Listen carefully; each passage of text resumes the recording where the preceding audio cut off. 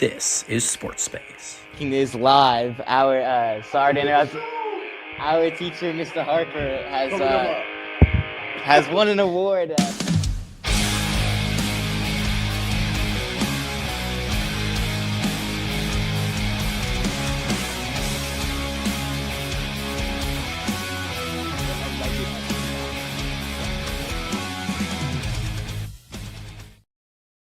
Welcome back to SportSpace. Excuse me, good lord, SportSpace. Rough intro. I'm Simon Besnoy, your co-host as usual, joined by Ben Riches. Ben, how you doing today? I'm doing great, Simon. We're excited to be back for episode 9 of the show this semester. And today we've got a special. We're spending the entire show dedicated to last week's NFL draft. Just concluded a few days ago. We're still, understanding the aftermath of that last NFL draft. And still breaking it down, especially breaking down the impacts for the Alabama guys that got drafted. Namely, Caden Proctor went number 12 to Miami Dolphins, and Ty Simpson went number 13 to the Los Angeles Rams. Drew Bernard is the lone second-round pick from the Crimson Tide, heading to Pittsburgh to be a part of that Steelers wide receiver core.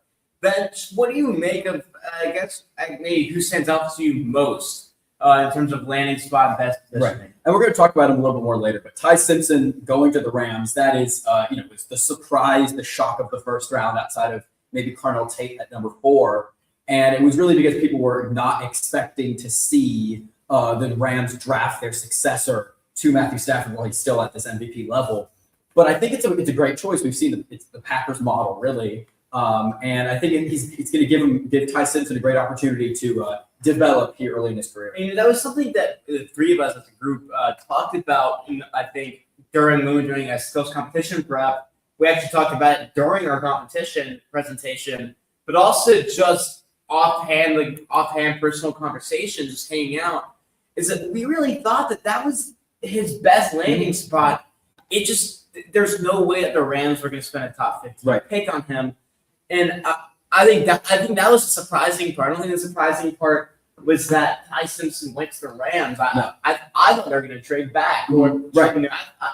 I thought they'd still try to get him, but not at pick 13. Right. I think really that was the surprise. Yeah, I think that was it was a high pick for him for sure. Not saying that he's not worth that value, but it just wasn't predicted at first for him to go that high. And the Rams definitely could have probably traded back, but they're confident in him in that pick. So they went all in and took him at that. And when you have convictions in a guy, just draft him. And we've heard that he's been high on him for months. And they talked to him at his combine and his pro day and so on, saying, basically, this is somebody they want in their organization. Obviously, has all those great intangibles, off-the-field qualities. But to draft somebody this highly when you already have a great quarterback who doesn't have as much experience in college either, it's just very controversial. Sure. But I think just for Ty Simpson, by far his best. Absolutely. But you get to learn from a Hall of Fame coach and Sean McVay. You have rating MVP and, in my opinion, Hall of Famer Matt Stafford. Yeah.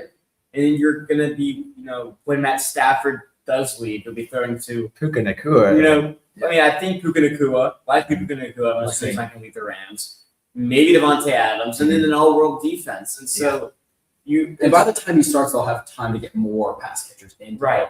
And I really think that this is obviously the best case scenario for Ty. I think the only danger for the Rams now is trying to go through that, I guess you could call it the Golden State Warriors model, the 2 timelines, and try and have them both work at the same time. And we've seen that has really not worked, at least in Golden State. So the question for them is, can they have success now while maintaining that level, that skill level, and that level of success into the it's going to be, can they develop him? Can they get him enough reps, especially on the field? Is that Ty had really a full season and really only half of that was good production. And that good production was really, really elite. But the key for Ty is going to be getting on the field and getting reps, and that's going to be difficult when you are contending and have unless Matt Stafford gets hurt. Then he's probably not going to see the field. Mm-hmm. But so I think the key for Ty is to find ways to learn and get reps on the field and get game action. But this is, I think, a significantly better landing spot for him than you could say the Jets would be, or no offense, Broox, the Cardinals. Yeah. But I think what really intrigued me was Drew Bernard to the Steelers. I think That's just perfect for the Steelers. Steelers offense has really lacked juice. Yeah. A lot of times the past couple of years, and quarterback situation is still up in the air. They drafted a quarterback, I believe. They did draft a Drew quarterback. Allen, or I believe it was Nussmeier? Drew Allen. I think it was Drew Garrett Allen. Nussmeier was picked up as UDFA for the Chiefs. Yeah. Okay. That was right. That's right.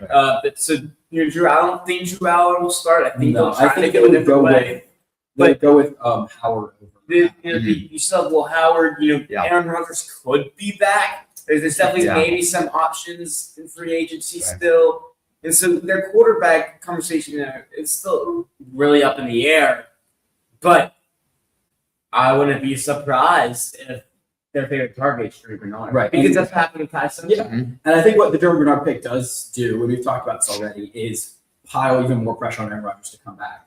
And they've said publicly and privately they want Aaron Rodgers to be back. And now they're saying through the draft, hey, we just got you another weapon.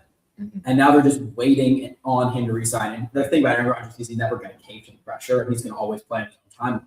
So no matter how much pressure they pile on him to come back, it's going to be just whatever he chooses. And if he chooses to retire, then they're kind of up the creek with Will Howard and Mason Rudolph and Drew Aller as their QB room, which would be really tough to navigate. Jeremy Bernard was kind of that quarterback's best friend. He was super reliable. Yeah. He had the ability to make big plays, but his biggest ability, his best ability, was consistency. Exactly. And I think that's a key, especially for a young quarterback. Like it could Mhm. happen to Will Howard or Drew Aller. Right. And I just think like he's gonna bring some kind of consistency to the Steelers offense For sure. they haven't had in a while. Mhm. And I think someone said it to me a couple months ago and during the season. And they're like, Jeremy Bernard is gonna be a top tier wide receiver 2, elite wide receiver 2 in the league for 10. And he is a textbook wide receiver. Like he's not your go up for the ball, high point catches, big plays. He's a wide receiver. He's consistent. He'll make his catches. He has good hands. He'll run his routes crisply, but he's not going to be a superstar for you. And they've needed that, especially because their star receivers since the departure of the last era, Ben and so on, was Juju Smith-Schuster and George Pickens were their main Chase and Chase. Still, Who might Chase take this- Claypool at one point was going to be the Right, best it's true. receiver. But the thing is, all three of those guys, if you throw Claypool in there, all three of those guys are volatile and are inconsistent. And the one thing that Jeremy Bernard is above all else is consistent. I think that the Steelers want some of that, especially with a new coach. And then other landing spots for the Crips, I think we'll just run through them. LT Overton, pick 137 to the Cowboys. Parker Brailsford, pick 146 to the Browns, who, in my opinion, had a really good draft. The next Alabama guy that got drafted was Justin Jefferson, the linebacker. Went 3 spots later to the Browns also. Josh Cuevas, a tight end, 173rd to the Ravens. And Mike Jackson went 201st to the Packers. Tim Keenan III, 232nd to the Rams. And Jam Miller got a shot, 245th to the Patriots. I think I'm kind of surprised Parker Brailsford went that low. I think it's disappointing when you think like he could have come back for another year as one of the best centers in college football. Yeah. This past 2-3 seasons, and he could come back for one more year, and he did it. I think it's really disappointing for the Crimson Tide. They do have Rayson Delgado, the guy from Cal Poly, that showed a bunch of improvement, a bunch of development. They're really high on. But I think that's disappointing from an Alabama fan's perspective. But I think the Browns got a really good pickup. Undersized center, but still extremely talented. Was maybe the only consistent player of the offensive line last year for Which is Alabama. really rough. It was rough position, Yeah. rough year for that position group for Alabama last year. But I think from an Alabama fan's perspective, it's disappointing. He went that low. He could have come. And I think But I think the Browns have. I totally agree. I think they got 2 good players. If you throw Justin Jefferson in there, who's at least going to be a contributor on the special team side of things, if not on defense. And I do think that offensive line that struggled, even with the 12th overall pick, and then Parker Brailsford later, I think they still struggled to the point of handicapping their backs. And I think Jam Miller definitely didn't benefit from his O-line play last year. Not saying that he didn't have his own struggles. To be for fair, sure. the Patriots are one of the best offensive line either. Right. But I think that Jam Miller probably would have gone a little bit higher than near the end of the 7th round if this offensive line had been a bit better this season. And he's definitely trending in that direction, I think, at the end of his Yeah. junior campaign. Yeah. But I think that's why most of why he was drafted at all was because of what we've seen in past years. Because this past season was pretty. It was the offensive line play for Alabama was not good at all last year. But also, Jam Miller battled injuries Sure. the whole Yeah, year. the concussion. Preseason and midseason Yeah. and at the end of the year. He was really banged up the whole time. But you look at that Vanderbilt game in the first half of Missouri when he finally got back healthy. Right. It really looked like he was going to be the standout back for Alabama, and then we really had something there. And I do think him getting the concussion against Missouri changed the course of the season a little bit because then he didn't have the run game at all. Yeah. But I think you kind of look at it as a game. There could be something Right. there in general. And I think with the fit in the Patriots is really interesting for him because I think they might want to cut ties with Ramondre Stevenson, who's had huge fumble problems. And they're generically similar styles of players. Miller has a bit more big play potential, but a bit lower of a floor on his runs. But I think the complement of Miller and Travion Henderson in the backfield for the Patriots could be really interesting alongside a burgeoning star quarterback. And then moving on from talking about Alabama, we'll move on to our biggest surprise in the draft in addition to Ty Simpson. But Jeremiah Love, at pick number 3, the running back from Notre Dame, was a really surprising selection. And a lot of people didn't expect him to go that high. I was expecting him to go back half of the top 10, maybe still top 15. Extremely talented player. But Brooks, I mean, it's your favorite team. The Cardinals selected him.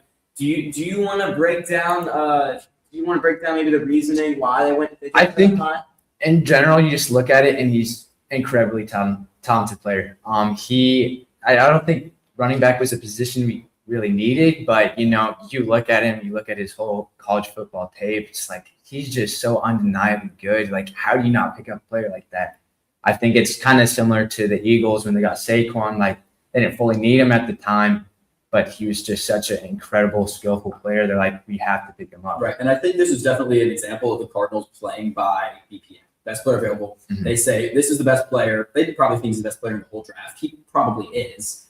And so they're saying we're going to take the best player we possibly can get, and we're going to try and start the rebuild from there. But my worry is that he's going to turn out like what we saw Ashton Genty do last year in Las Vegas, where there's a super talented running back with so little around him that he won't really get a chance to show off what he's doing, and maybe he'll get hurt because of lesser protection.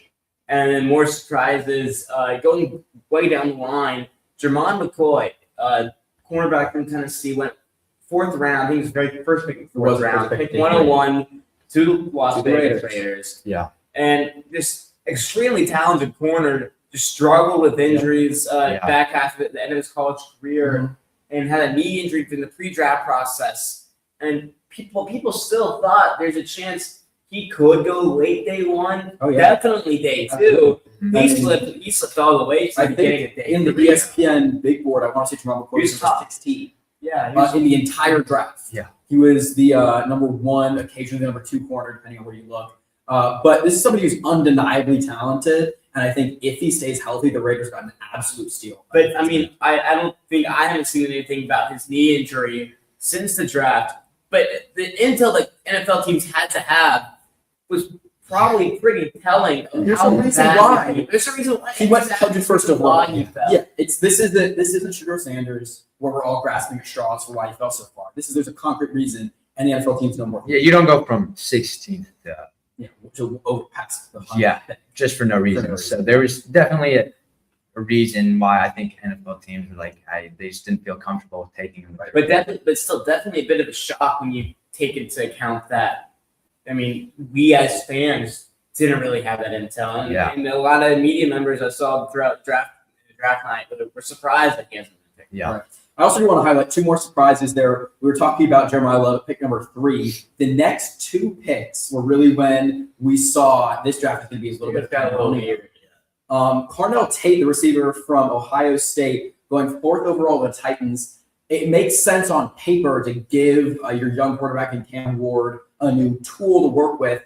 But I think a lot of people were very surprised that they didn't go with one of the Ohio State defensive players, Arvo Reese or Sonny Styles, who were probably higher on draft boards than Carnell Tate. And really, if you're trying to draft a receiver in the top 5, you expect him to be a superstar.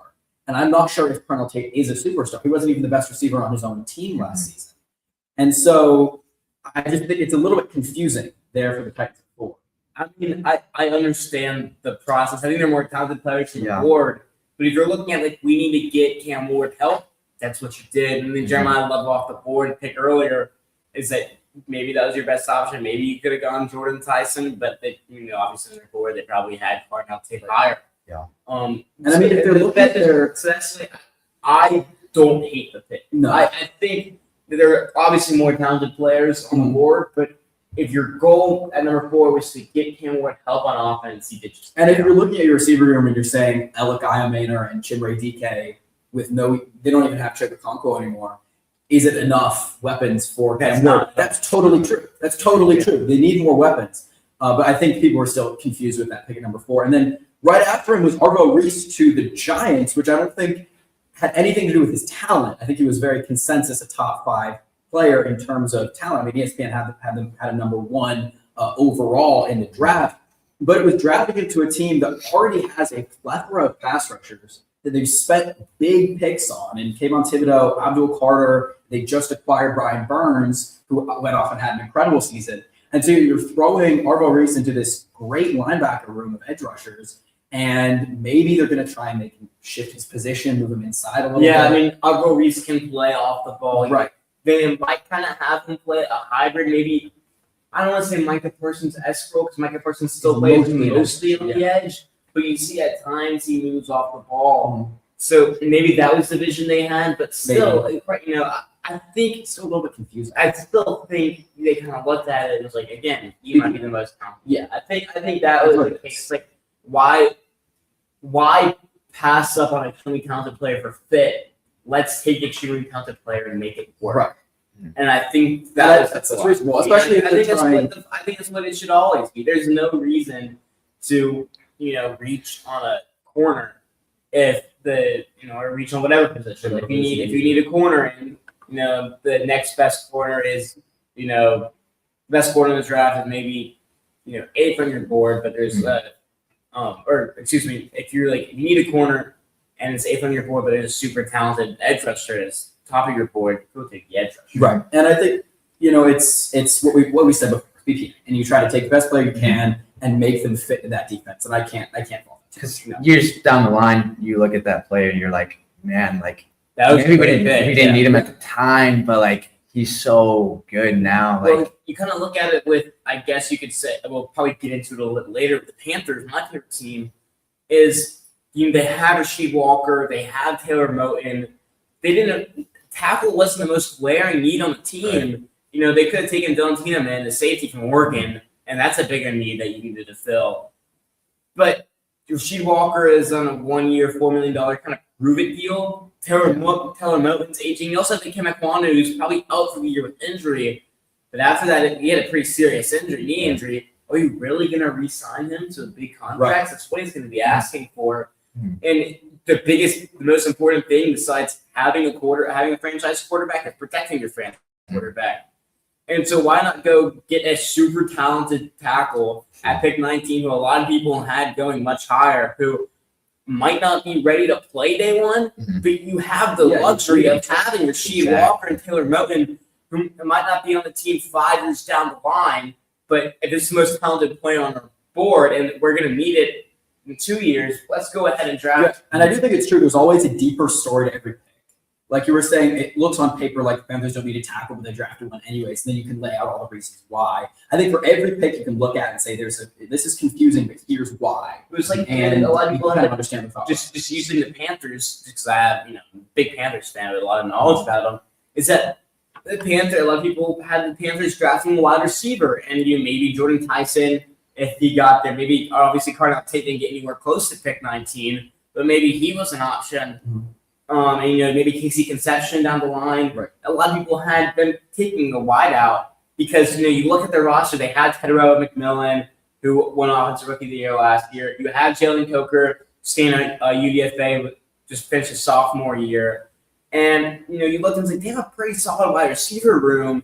Why take a wide receiver is because Tedero McMillan or Jalen Coker go down. That's a one-man show. And so obviously they addressed that need later, a couple rounds later, with Chris Brazzell. But again, the NFL draft is, I think, trying to find the words to put it in, but I think this goes for most drafts too, is if sports you can look at a lot of sports in kind of like without context. I mean, you always need context, but you can look at a game and you don't need context every game. You can watch it in context. But the NFL draft is you need a lot of context about the roster and you know the contracts they have in the books, and if they might have a superstar corner or really good corners, but their contracts are expiring or they're aging, and so. I think you really can't look at the NFL draft in just black and white. It's a very, there's a lot of depth to the NFL draft. And then it goes for, the NBA draft and MLB draft, especially the MLB draft, because it takes multiple years for those guys to get to the system. And on the topic of understanding teams drafts within context, looking at them holistically, we want to talk about some of our winners and losers of this draft. Brooks, what is a team for you that you thought had a really good draft? I just would go ahead with the Rams. I think getting Ty Simpson with that pick, you get a QB that can sit under Matt Stafford for a few years and learn under him. And just I think the rest of their draft was really well done. I think they picked up a few good defensive players as well. So I think they did a really good job handling that. Yeah, and I'll go. I mentioned it earlier, but I'll go to the Browns. I think Spencer Fano and Casey Conception are top of the draft, two really great picks. And Denzel Boston's a good wide receiver from Washington. Again, Parker Brailsford later down the line is really a center pickup. And I think you added a lot of talent at important positions, premium positions with offensive tackle and wide receiver. But I think centers get overlooked because it's just a center. But centers are besides the second to the quarterback and directing the offense. And Parker Brailsford did a great job of that at Alabama. And so I think they did a really good job adding talent. Joe Royer's a tight end. I really like from Cincinnati that they added in the back end of the draft. A whole lot of tight ends and a lot of tight ends this year, and a not that strong tight end class. Very interesting tight end. Clearly, there's some sort of shift happening in NFL offensive play calling that's shifting towards tight ends because there were a whole lot of tight ends. But then the Browns, they picked Taylor Green, the quarterback from Arkansas. Yeah. Just absolute physical freak of a quarterback. Seriously. And he's try it. He's why not? Shy. He said a lot of, I don't really know. He's kind of talked about a lot of that he wouldn't want to play wide receiver or tight end in the NFL, but you always have that option. And then if you develop him, you could have kind of a Taysom Hill, but a freak of nature version of Taysom Hill as a weapon. Or obviously, best case scenario, he turns out to be a franchise guy. Probably not. Yeah. But I think a very interesting weapon that you can, if you get creative enough or you develop him well enough, you could have with Taylor Green, either at quarterback as kind of a Swiss Army knife or at tight end or wide receiver. So there's lots of good stuff from the Browns. A couple other teams to highlight. Both of the New York teams, I think, had pretty successful drafts. And we say this every year we go and look at the Jets draft and think, the Jets had a good draft. And then the Jets win 2 games. So we have to keep that in mind. And also it's easy to have a good draft when you have 5 first-round picks between the two teams. But that said, I do think the two New York teams had pretty successful drafts. The Giants started off, like we mentioned, Orville Reese at 5, super talented linebacker. I think he could develop into a green dot player if they move him inside, or he could just be a force off the edge. They got Francis Mauigoa, the tackle from Miami, who is a mountainous human being and will be the blindside protector for Jackson Dart. If he's going to take his protection and not flee the pocket. But and the Jets had their own first-round picks. They had 3. Took David Bailey 2nd overall. That was a question mark over whether they were going to take him. They canceled their meeting with him the week of the draft at the last minute. But they said they liked him enough. Anyways, David Bailey's another super talented and great production on him as well. It's not just physical specimen. He had great production at Texas Tech. City, the tight end, they took at 16, and then Omar Cooper, the receiver from Indiana, at 30. So a couple pass catchers for whoever fills the void at quarterback. And I don't hate from the Jets looking at this quarterback class, saying this quarterback class is bad, so we're not going to take it. And I think that's probably the right choice. Because I think reaching on a quarterback, that's a 3-year commitment. Right. So, you look at that draft class a couple years ago where it was Kenny Pickett and Malik Willis, And obviously Malik Willis was kind of panned down and said maybe he could be a franchise guy with the Dolphins. Likely not. But great backup for the Packers last year and got bagged down in Miami. But good Lord.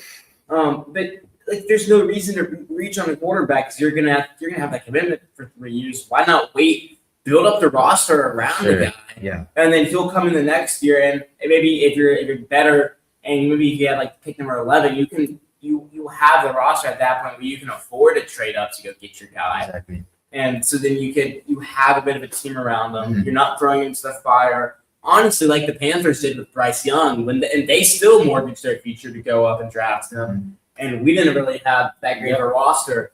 And I think, you got David Bailey, you got King Sadiq, you got D'Angelo Pons, you got Omar Cooper, you got a bunch of really talented guys. And if you build it, and so you can go into next year's quarterback class could be really good. Yeah. And so you're and if they're bad enough this year, maybe they grab quarterback. They get Arch Manning. Yeah. Or whoever they want. Quarterbacks from Oregon just went back for another season. More. Yeah, exactly. You had two guys that could have been first round picks this year that went back for another year. And I should note the Jets did draft a quarterback in the 4th round because Kate Klubnik got played. But I don't think anybody expects him to be a franchise quarterback. But from the Jets' perspective, I do think it's a smart choice to get all sorts of weapons. They're not going to win the Super Bowl this year with a star quarterback anyways. So to get their weapons, and then once they find their quarterback next year, take a quarterback. He has a great system around him of weapons who have already developed for a season. And then a draft I really like before I start bragging on the Panthers is Dallas Cowboys. Cowboys kind of the inverse of their in-state friend, the Houston Texans. Awesome offense, terrible defense last year, and they went out and really showed up at defense. Caleb Downs, the former Alabama safety, obviously transferred to Ohio State, became a Buckeye. You could just tell he's been a star. But I still think his freshman season at Alabama was his best season in college. He's so phenomenal. So good. So good in space, such a good tackler, good at nothing coverage. And I think safeties. I think having a great safety is very undervalued thing to have, position to have a great player in the NFL. And then you also drafted in the first round Malachi. I think it's the first round. What's the first round? Malachi Lawrence, edge rusher from UCF. And then add another edge rusher, Jayshawn Barham from Michigan. And then down the line, added some depth at corner and defensive line, including LT Overton from Alabama. And so kind of just really short up the defense, added some really talented players, added some depth.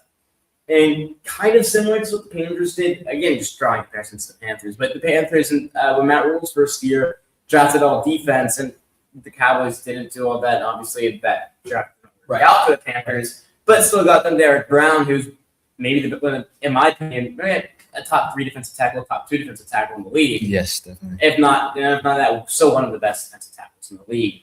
And so I think they're going to be a big boost for the Cowboys and also kind of pull some pressure off Dak Prescott. And we knew already going into the draft what they needed was defense, and they very much symboled that here. They said, okay, we're happy with our offense. Our offense is great. Dak Prescott is not too old yet, so they're just going to keep doing what they're doing on offense and then shore up that defense. So I like that as well. In terms of bad drafts, I guess I'll start off with Brooks again. What draft do you think was rough this year, Brooks? I'm just gonna be honest. I think the Cardinals. I hate to say it, but I don't think we had the best picks that we could have had. Getting Jeremiah Love, like we talked about earlier, like he's a phenomenal player, but it's just like we need better players or better positions than that. Like we were okay with our running back situation. We just got Tyler Algier. So I don't think we needed some of the picks that we got, but I mean, it's easy to say that when, the season hasn't even started yet. But just at the moment, I look at that and I just don't think that was the best option for us. Yeah, I'm going to go with the Jaguars. The Jaguars didn't have a first-round pick, and their first pick was, excuse me if I butcher his last name, Nate Borkshire. It's a blocking tight end from Texas A&M. Only had a few hundred passing or receiving yards. In his college, someone you look around, you say, "What does he do?" And so, I think having a blocking tight end is great. I think you need an extra guy you can put on the offensive line or put in the backfield to, be a lead blocker. Add in the pass pro with maybe the ability to catch a couple passes. You having a good blocking tight end is super important for any football team. I mean, you saw that with Alabama with Robbie Utes past couple of years, obviously with the Seahawks this year.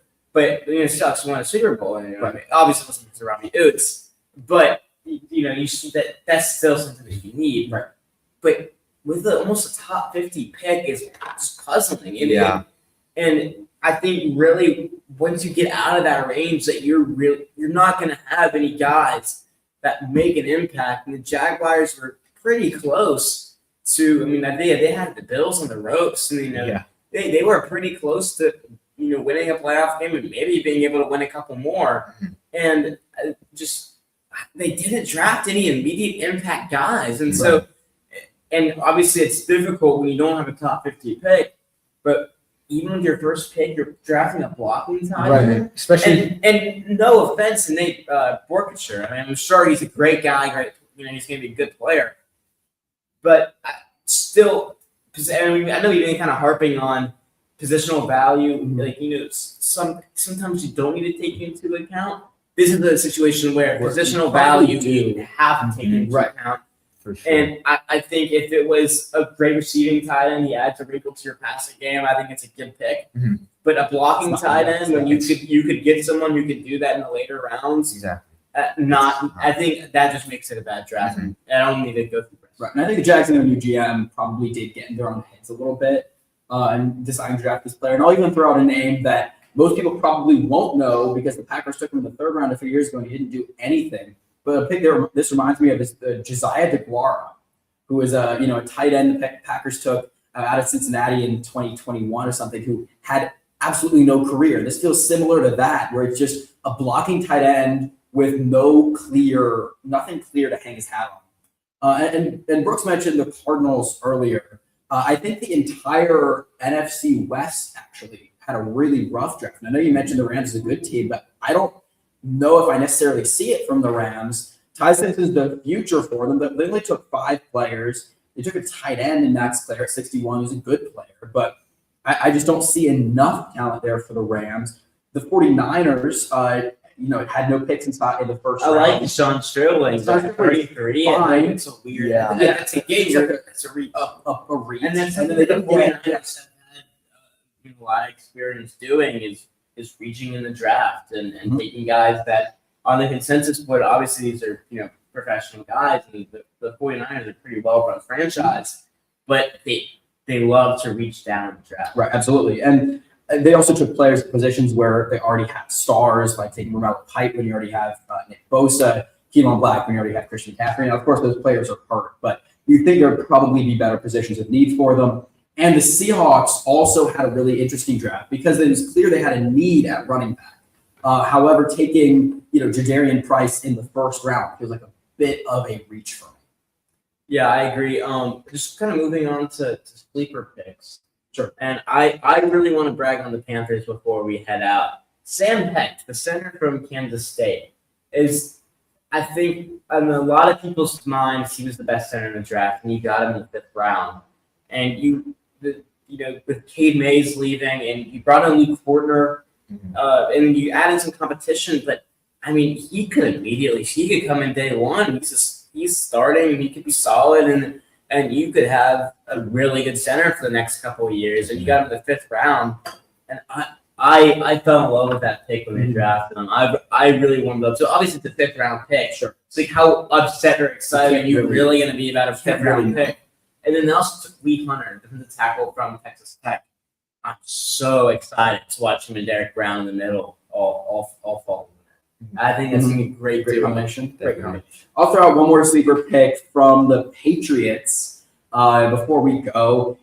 A man with a great name and fantastically great size is Demetrius Crownover, who was a tackle out of Texas A&M. They took in the 6th round. This is a hulking human being, 6'7". I'm not even sure how many pounds. He's a very large human being. And I think that we could see Crownover develop into a great protector for Drake May if they can develop him into a tackle. He had, used to play at tight end. He could develop into a great starting tackle. So I just need a moment to be professional. Not funny at all. It just caught me off guard. Well, that should do it. Let's do it. It's been a great show. Clearly, we haven't done this in 2 months. It's great to talk about the NFL draft. I want to see one of our favorite times of the year. When we were in middle school, we just made mock drafts. I mean, really the entire year, but once we got to March and April, that's all that we would do. Absolutely. And we'll really see how these players develop over the coming seasons. It's hard to say. You can't really draft a grade a week after. You can draft a grade 5 years after. Right, exactly. 3 years after. But, a week after, they haven't even set foot in the facilities. Right. So we'll see. At the end of the day, we'll see. Thank you so much for watching. Thank you so much for joining our 9th episode of SportSpace. Alabama baseball is currently leading Vanderbilt 4-0. 4-0. Bottom of the third, bottom of the fourth, I believe. Bases loaded, 1 out. I am going to be driving over there, the speed limit, to go cover that ball game. Thank you so much for joining us on our 9th episode. We had a blast. See you in 2 weeks.